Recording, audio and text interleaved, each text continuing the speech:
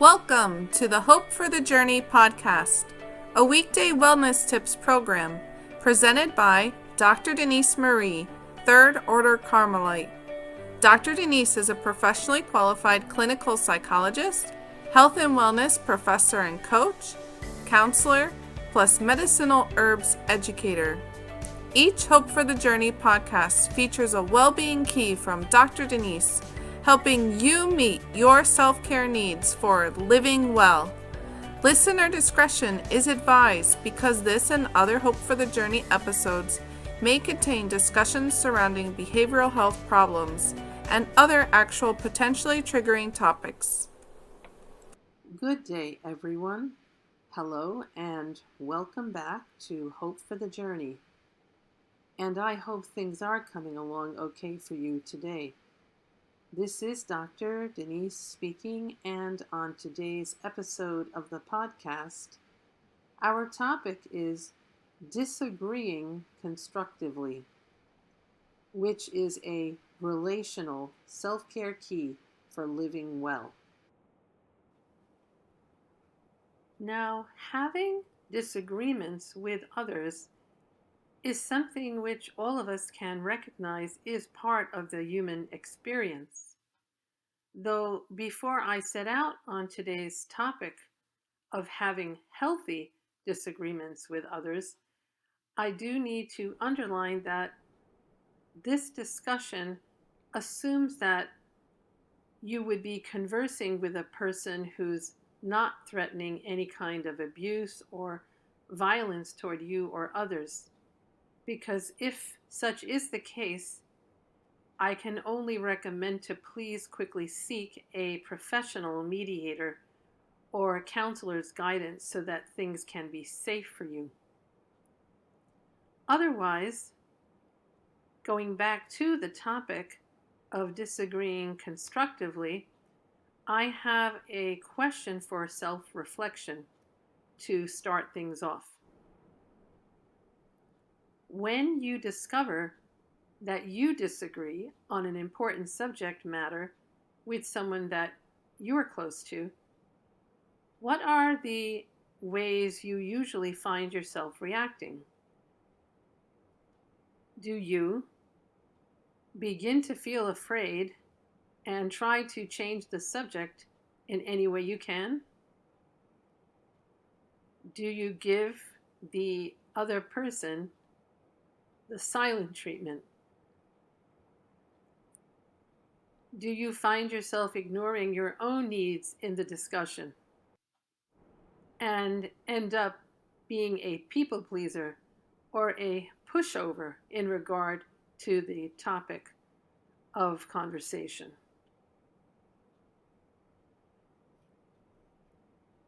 Do you work to make the other person see things differently? Do you attempt to, quote unquote, win the argument with the other person?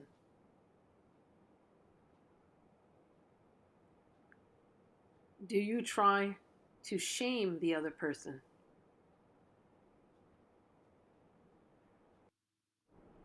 Do you find yourself beginning to yell to get your way somehow in the matter at hand? Do you find yourself lashing out in an emotionally aggressive fashion?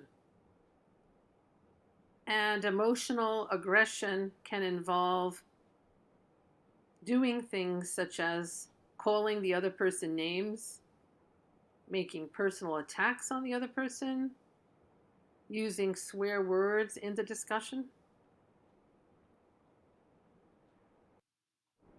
Do you find yourself blowing up on the other person in the middle of the talking encounter? Do you end up beginning to lie about things during the discussion? Do you find yourself engaging in negative self-talk during the dialogue?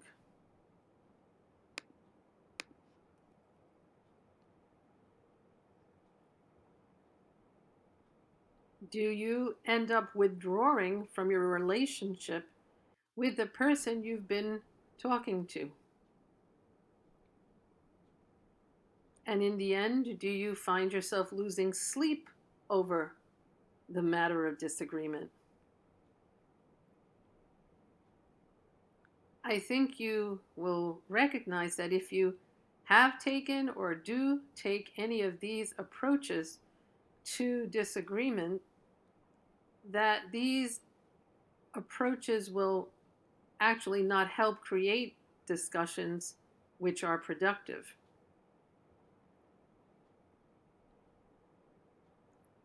Otherwise, do you find yourself in a position where you have decided to simply tolerate what has become an unresolved conflict, resigning yourself or settling for what you have come to see as things that cannot be changed?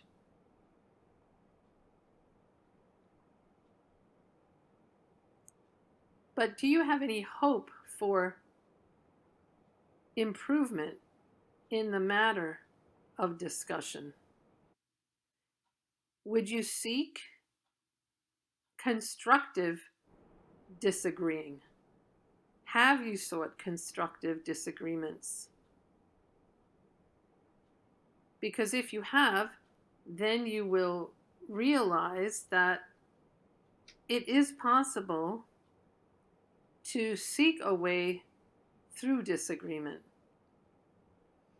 And if you haven't, you might be surprised to find that there are actually things you can do to figure out how to proceed to speak to someone who is seeing things quite differently than you on a matter of import. That it is possible to look forward with hope to what might be the next best steps to take. Because dealing with differences doesn't mean that you have to resign yourself or settle for things that maybe before you have thought cannot change.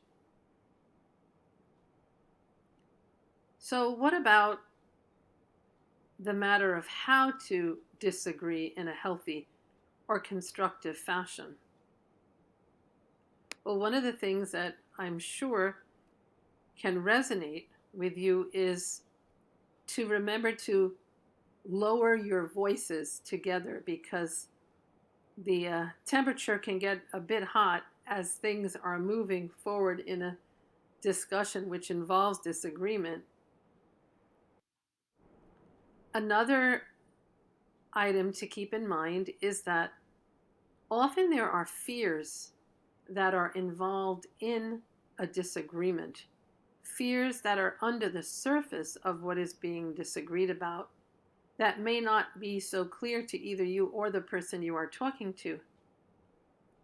The fears may actually be connected to the beliefs that are already coming out in the discussion, and the fears actually need to be identified and worked through so that the discussion doesn't have the fears percolating under the surface. And those fears then can be addressed so that when you're in a discussion with another person, you can seek to calm down those fears in the other. And hopefully the other person will see if there are any fears to calm down in you, so that those elements of risk are addressed and brought into resolution in the important matter of discussion. Another point for healthy disagreement would be, rather than go the unhealthy direction of losing your cool and exploding with frustration, you always have the option to take a break when it's necessary. In fact, it's a very good thing even to take a 5-minute break, 5-minute timeout, just saying you need to recollect yourself, and then you can come back and be able to move on in the dialogue. Another key item in trying to discuss things constructively is to remember to have the facts of the situation in hand, to have credible evidence to present in reference to what you're talking about, to have these facts acknowledged, rather than move in a direction where the discussion seems to be a contest of determining who's going to be the winner of a debate.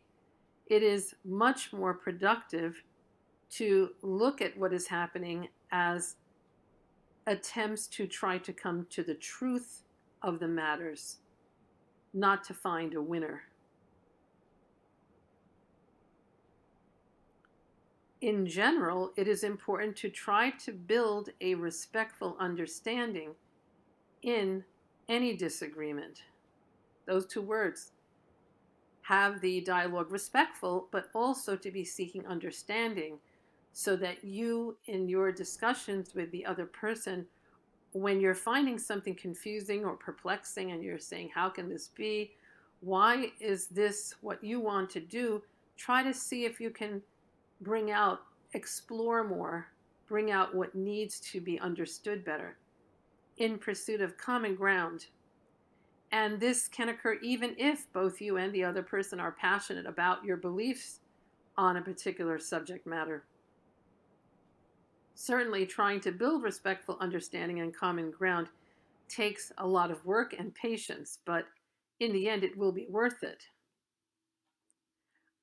Also, it would be important to determine if there are any unmet needs that are in some way making it hard to come to agreement about a particular matter.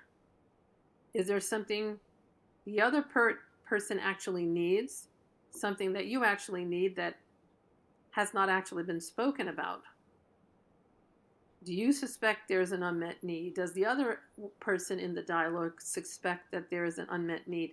So if these can actually be determined, recognized, they can also be addressed in the discussion. Certainly, people do feel a lot better in a situation where they know that their needs can actually be met. Also, what about brainstorming? What about generating alternatives? Looking for solutions rather than arguments.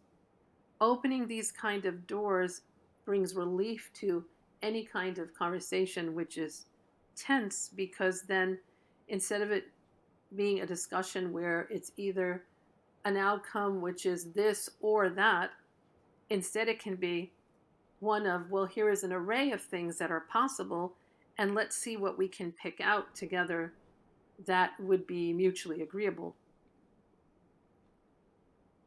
Then, of course, you and the other person have the option of deciding to have a timeout together and set an appointment for a discussion at another time.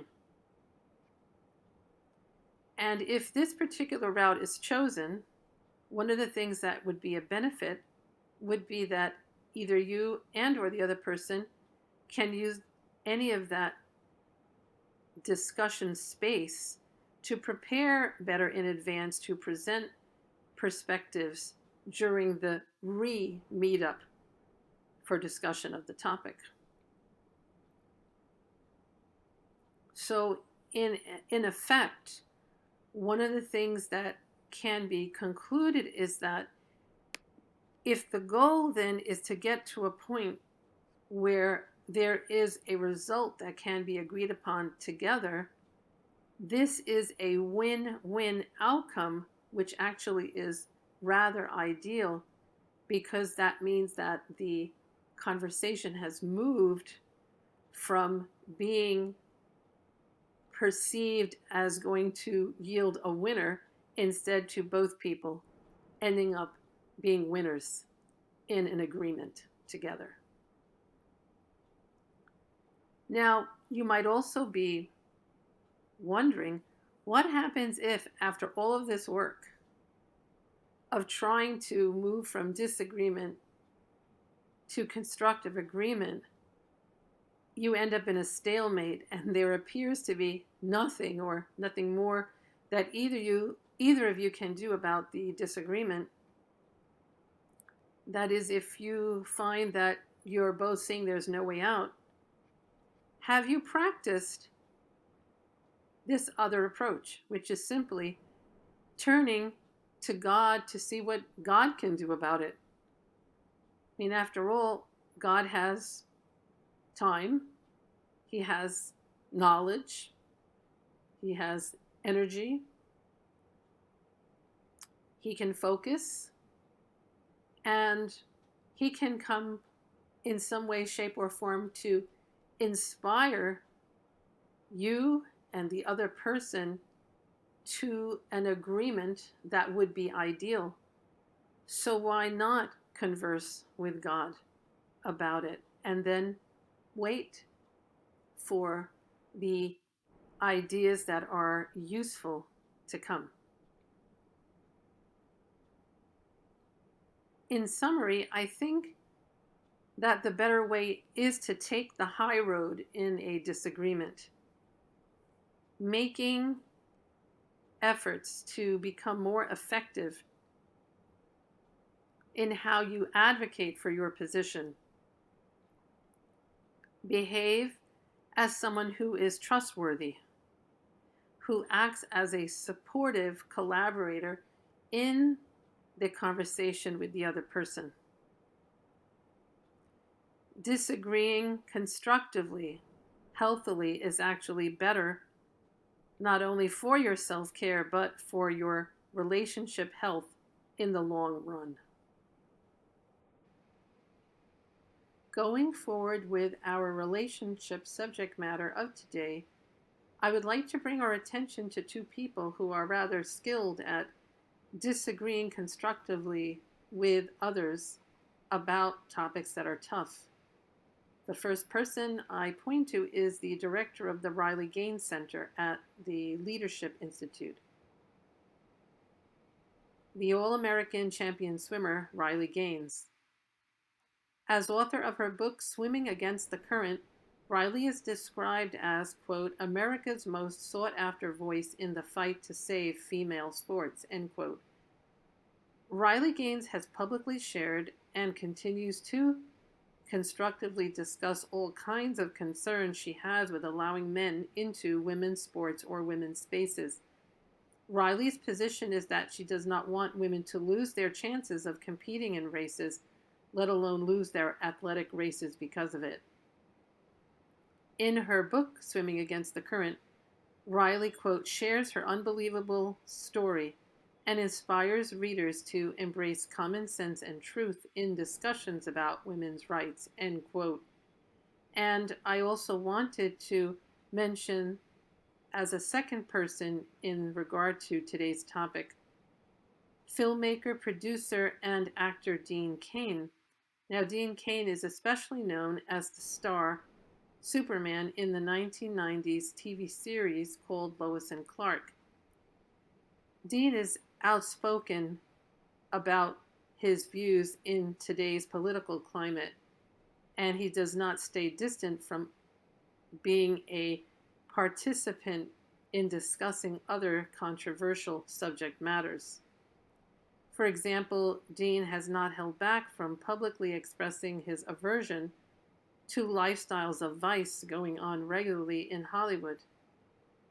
He has also disclosed his recent move out of the California city to more peacefully live a Christian faith-based life residing in another state. So both Riley Gaines and Dean Cain have had and continue to have numerous opportunities to disagree constructively. Dean has even said that he is willing to work alongside people he disagrees with. Being able to disagree in a healthy way is a key relational practice for living well. Now, at this point in the podcast, I wanted to indicate one piece of music that particularly supports today's discussion topic of disagreeing constructively. The song I have chosen is called Agree to Disagree. It is by Steve Weeks, featuring Joni Leeds. And here are a few select lyrics which Steve presents online at steveweeksmusic.com, which I will read next. I have to disagree. That definitely sounds like E flat to me. Oh, I did not mean to upset you. If you don't have to work on the song, if you don't want to. No, no, I am happy to help. Just because we don't agree doesn't mean we can't work together. It's okay if we disagree. Doesn't mean the end of you and me. We're gonna work it out, you see. We'll be all right because we can agree to disagree. I am so happy that you're willing to help me out even though we don't agree on everything. It doesn't mean we have to call the whole thing off. We can find harmony, and we're still friends, you and me, and we'll be all right because we can agree to disagree. So this song reminds us that it is possible to healthily disagree and to go on working jointly on things. For relational well-being to be pursued even in the midst of times of disagreement that are to come.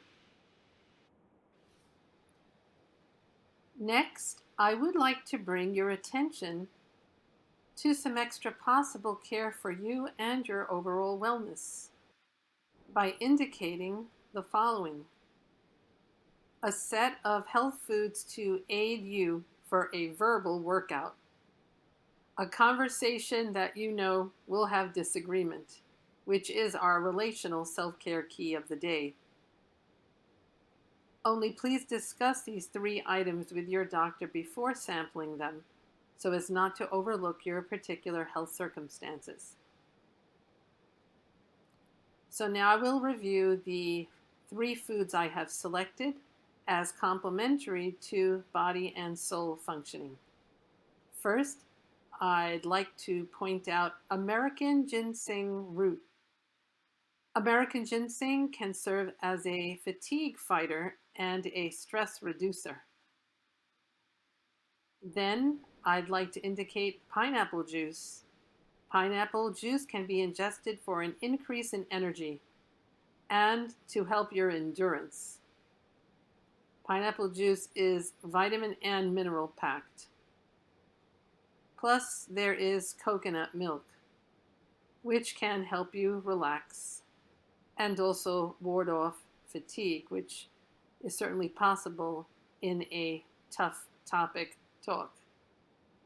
Though please recall my words about reviewing this trio of foods with your doctor to make sure they are suitable for your distinct health needs. Otherwise, it does please me to point out American ginseng, pineapple juice, and coconut milk as nature's gifts, not only to prepare you for starting to talk the tough things out, but also for your overall well-being. I also wish to share this brief item with you today, a post-it note I have written to encourage you to engage in healthy rather than unhealthy disagreement for the benefit of your self-care. So I hope you will take to heart these words from a friend, actually from Proverbs chapter 12, verse 18. Keep in mind, the words of the reckless pierce like swords, but the tongue of the wise brings healing. Also, for the other item on our podcast today, I planned to make note of a phone app to assist constructive disagreement. The app is called Making Conflict Work, harnessing the power of disagreement. created by Peter T. Coleman and Robert Ferguson. The app's description reads, quote, "How can you make conflicts work for you, not against you?" This app provides an interactive tool to help you adaptively and constructively respond to conflict. By answering a series of questions about the nature of your conflict, the Making Conflict Work app helps you understand the dynamics at play. Based on your inputs, the app provides you with an assessment of the overall situation, paired with research-based strategies for navigating the conflict most effectively." End quote. Further, going beyond this Making Conflict Work app, keep in mind that there are additional aids to wellness to find out about within our Hope for the Journey podcast resource center, located on Instagram at Cause for Hope. And finally, to close up this evening's talk, I am glad to share that it has been a pleasure to set aside this podcast session time for you today in service of maintaining health when disagreeing with others, to go over this relational self-care key for the good of all. And please know that I personally wish you more hope for the journey of greater well-being. The Hope for the Journey program airs weekday evenings from 7:45 p.m. to 8:15 p.m. Eastern Standard Time on Instagram and YouTube. Dr. Denise thanks you for listening to her Community Wellness podcast and wishes you to keep in mind that there is cause for hope of more well-being.